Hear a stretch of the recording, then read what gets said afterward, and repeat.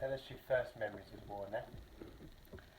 Well, going to St Pancras Station, my mum takes me when I was about 5 years old, and my aunt Soph, and we was going along, getting on the train, remembering my Patsy was only about 3, and saying to her, no, not whether I'm going to see my mum ever again. She was waving us off.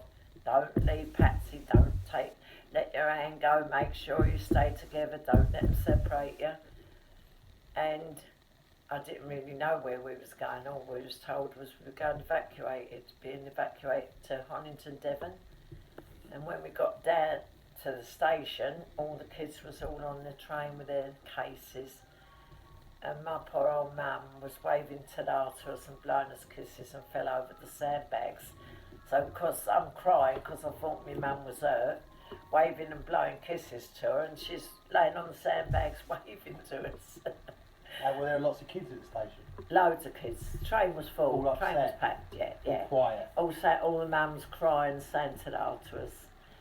Not knowing whether we was ever going to come back and see our mums or whether she was going to see us again. Because it was that part that wasn't getting bombed, and the Americans was all down there and they was looking after the Londoners.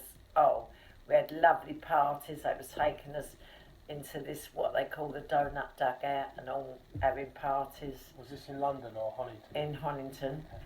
And there was girls I used to go to school with, like little girls who I know, who I still keep in touch with now.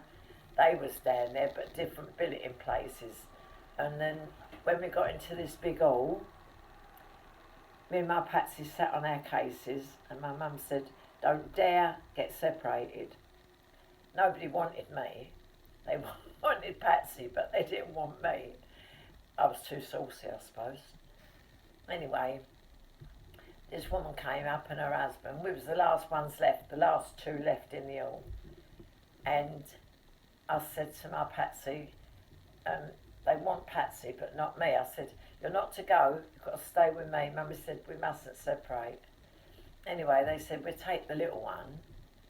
I said, no, my mum said, we're not to be separated. I've got to hold her hand and I mustn't let her go. Anyway, they takes us. And she had 2 boys, Gerald and Dennis, and Iris was the big girl. But they didn't like us. And the boys kept hitting us and making my Patsy cry. Because I'm sticking up for Patsy, she wouldn't say nothing. And the big tall man didn't like me. He used to go up the stairs of a night, I used to be coming down the stairs. I see his face now. He said, I don't like you Londoners. I hate you evacuees. I don't like you. And I used to say, no, I don't fucking like you. So right, up to your room. No tea. Locked me in the room. So I was locked in the room, wasn't I? Because being cheeky, sticking up for us. Sticking up for Patsy as well. And swearing.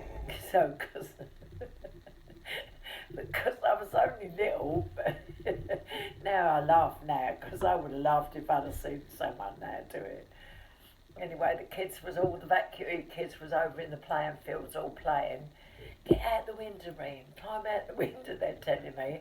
I'm trying to open the window to come see if I can climb down the drain pipe. I couldn't, but locked in the no tea. And my mum used to send us big fruit cakes. No phones then to ring them. Big fruit cakes. And she used to send us the fruit cakes, and she used to send us down sweets and things. But we never used to get them. And her kids used to sit and eat the cake and that in front of us. Well, me being little, and how clever and cute was I wrote home to my mum. Couldn't spell all that well, but made my mum understand what was on that letter. They've cut Patsy's hair, because Patsy had long ringlets. They've cut Patsy's hair, and they've eaten the cake, what you sent us down in front of us, and wouldn't give us a bit. And we haven't had any tea. We're hungry, and they not give us any tea. They don't like us. They like Patsy, but they don't like me. And so, anyway, we used to go off to school of a morning, and I used to think, wish we could run away and run home to my mum. crying, going to school, no mum, you know. And then What were all the other kids like? Horrible. Not some of them are nice. the evacuee kids was fine. They was all like me, like, you know, like common, weren't we? Yeah. And but the Devonian kids didn't like us, you know, and think that we were dunces and didn't know what to do and that, but we did. And I thought, yeah, you'd like to be as clever as me at 5. And anyway, as I say, and then we came home from school one day and she was all nice to us at the door. And she said, oh, come on, Irene, come on, Patsy, come in. She said, got visitors. When I walked in, my mum, my auntie, was sitting there in the front room, all in black, because they'd just buried the baby. I'd lost my sister, 10 days old, blown to pieces. They found one arm in one street, one leg in another, and that blown to pieces she was. And then 10 days old, and my mum was all from one floor, third floor, right down to the ground floor, with not a stitch on her, black and blue. My dad, 2 broken legs, hung up upside down with 2 broken legs. And my auntie had run along the balcony and she got a cut across her face. She had a scar. Anyway, my mum said, I said, Mum, and of course she cried, Mummy, Mummy, please take us home, please take us home. Not that you're only 5, you can't remember much about your own because of the war and things. Anyway, she said, no, I'm going to try and get a place down here and stay down here with you. But my dad was very, very ill, seriously ill, but one of the neighbours was going in looking after him because my mum wanted to get down to us. Me writing the letters home, my mum couldn't down quick enough. No. So she got down and cost money with the fares, but she had to get help off of the people. It's like a something committee, they called it. They helped her with the fares. And anyway, she got this big, the bottom part was all like, demolished and that. And we had the upstairs, there was 2 families, us and another family, Irish family. And they lived like next door to one another. But we used to have parties. Well, I know my mum and that used to have parties. The Americans used to come up because my sister Anne, she got engaged to one of the Americans, Lee, when she came back home, and he come from Iowa, and he wanted her to go back home with him. They had a big farmers family out in America, but she never went. They broke up. And my mum said,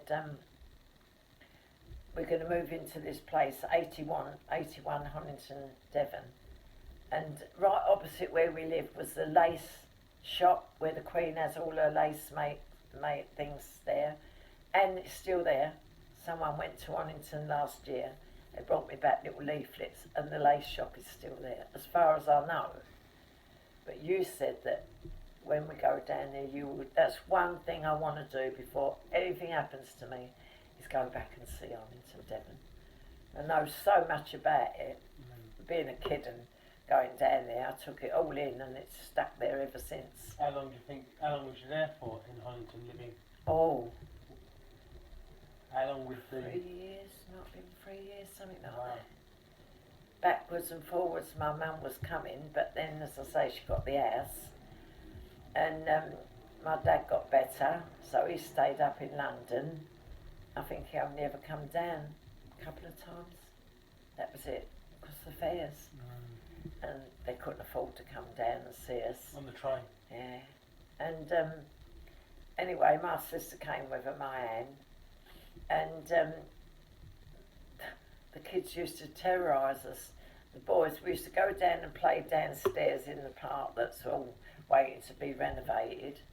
And the boys used to say to me, lick your fingers and put your hands on that plug up there, you know. And I used to get all electric shocks. I didn't know what it was. I think it was trying to kill me because I was in London.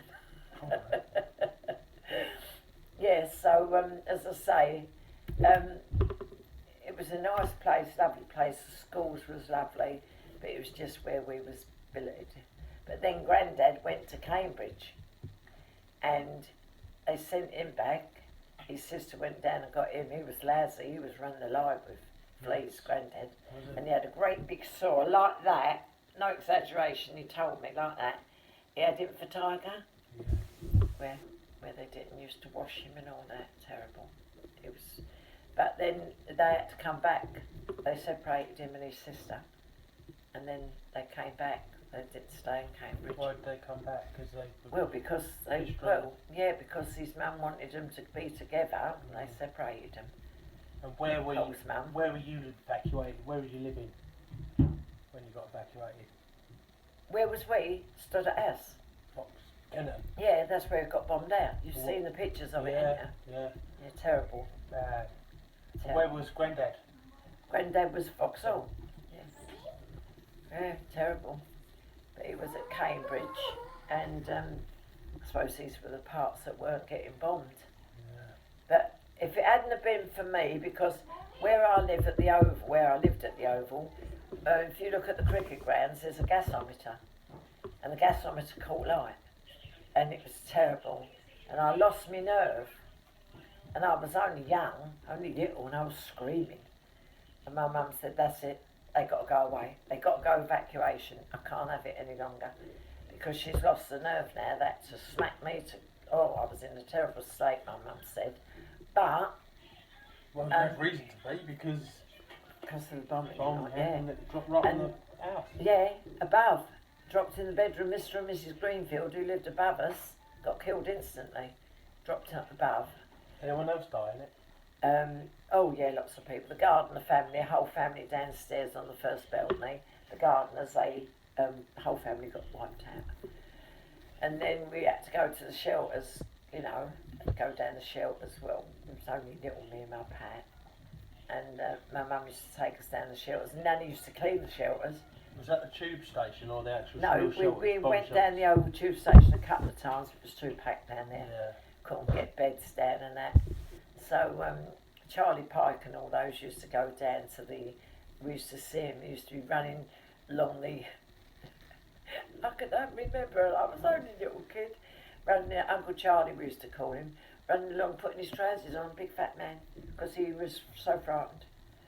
Running up to the Oval Tube station, and then they offered Nanny the deep shelter at Stockwell, but couldn't go down the stairs. He was going down and down and round and round and round before you even got down there, and there was crowds of people all getting down there. And then one Sunday morning, we didn't go down the shelters no more, because one Sunday morning, the shelter caved in and killed Annie Mac. The shelter that we was in all caved in. A bomb dropped, and the blast of it all, it wasn't the bomb that dropped on the flats, and the blast of it all caved in the shelter, and she was coming up, and it killed Annie Mac. My mum said, right, she said they're going to, I suppose, repair it. And so she said, no, they've got to go evacuation. And my dad and that said, no, I don't want them to go evacuation. But good job we did. Because me and my Pat would never have been there. Because you see our bedroom, you see it on that picture, can't you? And that, but no, I never ever will get it out of my mind. Never. It stays there all the time. And I used to be under Belgrave Hospital with my nerves for 3.5 years. After the war? After the war, yeah. I used to wake up in the night screaming, and wouldn't stop screaming until I'd either fell out of bed or hit the floor. And my mum used to, shout and holler at me and sort of smack me and that. But then she realised, when she took me to Belgrave Hospital, I was going backwards and forwards for 3.5 years with my nerves. Because of waking up. Even now, I've only got to hear a bang and I'd probably jump higher than you, you know what I mean? Frighten the life out of me. But when I went to that war party and I heard the siren, it brought tears to my eyes. Because you was going out, I mean, you go out and you had to run into the Marmite, anywhere where they took you in until the all clear went. And once the all clear went, you could come out. How many times a day did that go off? Oh. All the time? Yeah. Every My day? mum and my Aunt Sophie used to stand on the balcony, and then we'd see the doodlebugs go over. And my mum would say, oh no, Soph, someone's got it. Someone near's got it. You'd hear the bomb go off. And then it did happen to Stoddart House. But Do you think people were close to having enough? Or do you think they would have just seen it out until for as long as they had access? Well, I think it was getting on people's nerves. Mm. But there was nothing to what's happening now with these terrorists. Mm. I always say it's nothing. The war was nothing to what's going on now, because you knew you got a warning. Mm. The warning siren went. Yeah. Kennington Park, outside Kennington Park, was a big tall siren, and then you wait for a little while wherever the bomb was going to drop, and then the all clear, then you come out. Wherever you're hiding, wherever you're going, you know what I mean? You could go to school, and you have to go into special places and that, because probably I'd only just started school being little like me. But as I say, Auntie Pat was only more or less, and when the bomb, how long did it go on? About 5 years? Possibly, yeah. Well, Auntie Pat, we all had gas masks. We used to have to go take our gas masks everywhere with us. And you start off with like Patsy was in like an incubator. And then the Mickey Mouse gas mask. I've seen them on the telly. And then you have the next one, the big one. But you had to have your gas mask with you. Don't matter where you went. They would come in like boxes. Like the binocular boxes. Yeah, similar. Yeah. But as I said, you would never forget things like that. I would never, ever want my two kids to go through what I went through. And everyone still went to school. Oh, yeah. And work. Yeah. And people still did their Well, normal jobs. your husband went out to work, but you never knew where the bomb was going to go off, whether he was going to come home. No. I mean, Grandad, they lived at Stockwell, and Uncle Tucker, his brother, could sleep with a fire engine at the side of him. And they dropped the bomb in Larkhall Lane or Landau Road, somewhere around there. And Grandad and his mum and all them, they all went out.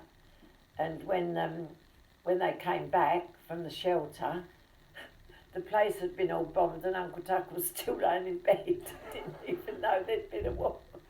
And they didn't know that there'd been a bomb dropped. Yeah.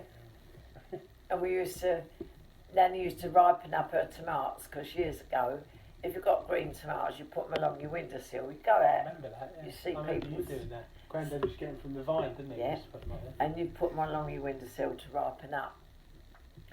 And you had to have blackout curtain up, so that no lights, all lights off. And we had ARP wardens, and my Annie was an ARP warden. And she used to have to go around knocking on the doors, turning lights out, and all that. Anyway, he used to have to wear helmets with ARP on them.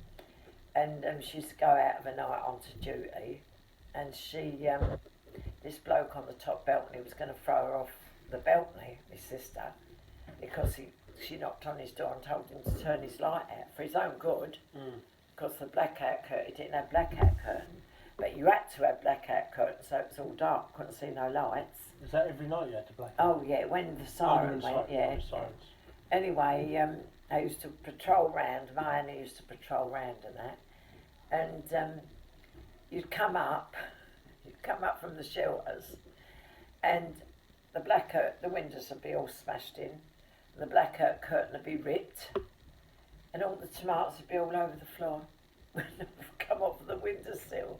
But you laugh now, but times we've come in and all the windows have been blown out, and all the tomatoes have been all over the floor. But as I say, that's what they used to do years ago. Didn't have fridges and all that, did you? So. What about the rations? Oh yeah, we had ration books, and we had sweet coupons. So you couldn't go unless you had a sweet coupon to buy sweets. And what would you get? How much would you get? Say Pennies what per kid?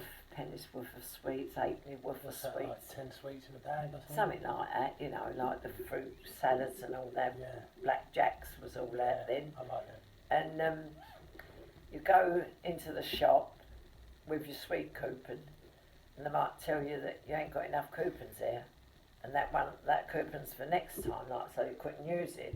But Nanny was well in with the bloke down at the grocery shop. She used to get me up of a morning, go down there, and we used to have to stand there and wait for Nanny to come home from work in the queue.